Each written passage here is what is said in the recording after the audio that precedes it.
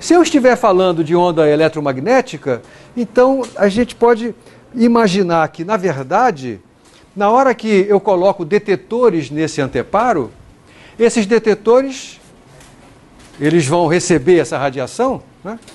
E na hora que a radiação interage com a matéria, a gente aprendeu lá desde o efeito fotoelétrico, ela revela caráter corpuscular. Então eu podia fazer o seguinte, eu deixo lá o feixe de radiação incidente sobre as fendas, eu tenho um potenciômetro no qual eu regulo a intensidade desse feixe. Imagine que eu vá diminuindo essa intensidade, diminuindo, né? De modo que ela fique cada vez menor. Nós aprendemos lá no efeito fotoelétrico que isso significa diminuir a quantidade de fótons, tá certo? Eu não estou mexendo na frequência. Até que chegue a uma intensidade tão baixa, que se eu fizer as contas lá de qual é essa intensidade, qual é a energia carregada por um fóton, é quase como se houvesse fóton por fóton indo entre as fendas e os detetores que estão colocados no anteparo. E o que eu enxergo nesses detetores são, vamos supor que esses detetores eles emitem cliques quando recebem fóton. Então eu vou ouvir clique, clique, clique, clique. O fóton chega inteiro e ele é absorvido inteiro, né? Cada absorção é um clique no meu ouvido. Veja que entre a passagem do fóton pelas fendas e o anteparo, aqui no meio só tem um fóton andando, se eu tiver a intensidade suficientemente baixa. Mas esse fóton está representado por uma onda que passa por duas fendas. Poderia caber a pergunta, peraí, se é um fóton, por qual fenda ele passou? Não, essa pergunta não cabe. Porque um fóton, na hora que ele se propaga como uma onda. Na hora que ele interage com a matéria, ele pode revelar o caráter corpuscular. E o que eu enxergo, o que eu ouço no detetor é o fóton chegando clique a clique. Eu tentei representar aqui por esses pontos a chegada de fótons individuais. Tá bom? Vamos lá, os fótons chegando. Quando o fóton está a caminho, eu não sei determinar a priori em que posição ele vai chegar. Não sei, ele pode chegar em qualquer uma daquelas posições que correspondem a máximos da interferência. Ele não vai chegar, ou vai chegar com baixíssima probabilidade, em pontos que representam ou que estão associados a mínimos dessa intensidade.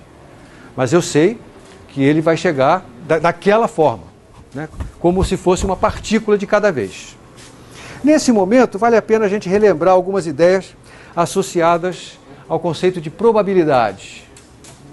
Porque, como eu disse, não é possível uma determinação, não é possível fazer-se uma previsão determinística da posição de chegada desse fóton, a gente vai ser capaz apenas de fazer uma previsão probabilística. Então vamos relembrar o que significa fazer uma previsão probabilística, o que significa fazer cálculos de probabilidades. Eu falei relembrar, supondo que você alguma vez na vida já soube isso, né? Vamos imaginar que eu sou um atirador de dardos cego, vendado, e vou atirar dardos no alvo.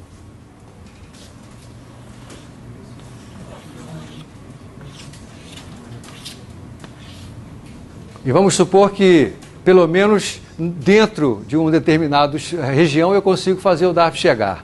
Não sou cego, não sou tão cego assim, né? Então, aqui está a região A, aqui é a região B, aqui é a região C. Quando eu lanço dardos, eu vou ter alguns chegando na região A, vou ter alguns chegando na região B, vou ter outros chegando na região C. Tá certo? Eu repito essa experiência várias vezes, um número N grande de vezes. E eu conto quantas vezes o dardo chegou na região A, quantas vezes chegou na região B, quantas vezes chegou na região C. E vamos supor que esses números sejam NA, NB e NC. Quantas vezes chegou em A, NA. Quantas vezes chegou em B, NB. Observe que um dardo não pode chegar em A e B. Ele ou chega em A ou chega em B. Eu digo, os eventos chegada em A, chegada do dardo em B são mutuamente exclusivos, né? Eles não podem acontecer simultaneamente.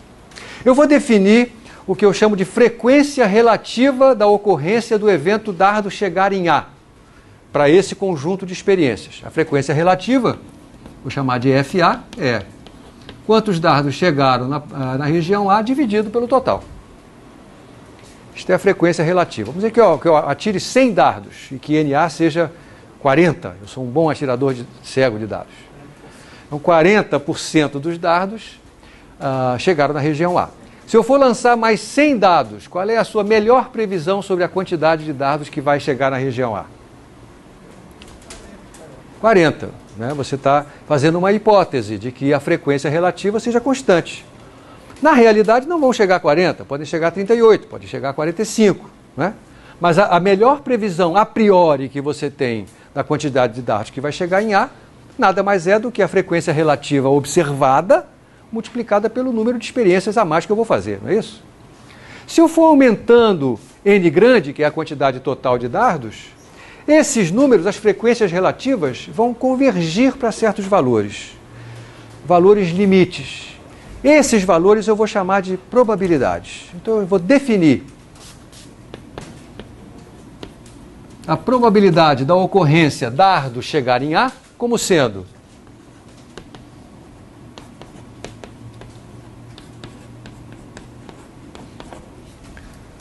limite quando n vai para infinito de NA dividido por n. É o limite da frequência relativa quando o conjunto de observações fica muito grande.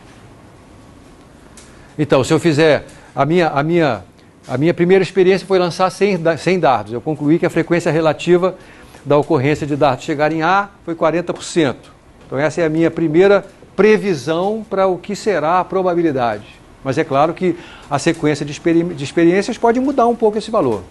Se eu fizer a experiência um número suficientemente grande de vezes, eu vou chegar cada vez mais próximo daquilo que eu vou chamar a probabilidade da ocorrência do evento dardo chegar em A.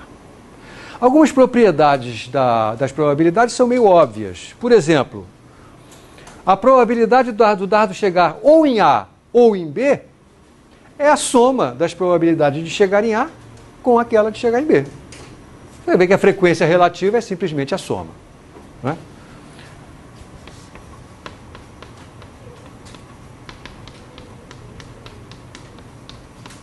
A gente escreve assim, a probabilidade de A união B é a probabilidade de A mais a probabilidade de B.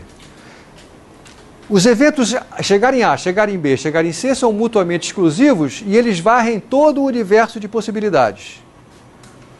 Isso quer dizer que o meu dardo ou chega em A, ou chega em B, ou chega em C. Não tem uma quarta alternativa. Significa que se eu calcular a frequência relativa de chegar ou em A, ou em B, ou em C, eu tenho que fazer a conta NA mais NB mais NC sobre N grande. Acontece que N grande é essa soma, então isso aqui dá 1. Então a probabilidade de chegar ou em A, ou em B, ou em C tem que ser 1.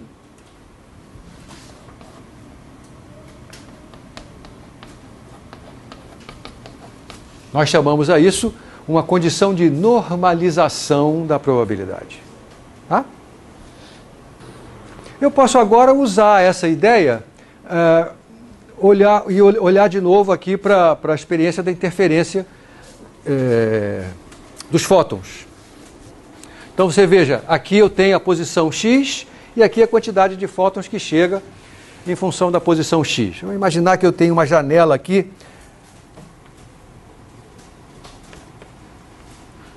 de altura h e eu vou fazer o seguinte, eu vou pegar pequenas faixas centradas nas diversas posições x, desenhar áreas e contar quantos fótons chegam dentro de cada área dessas.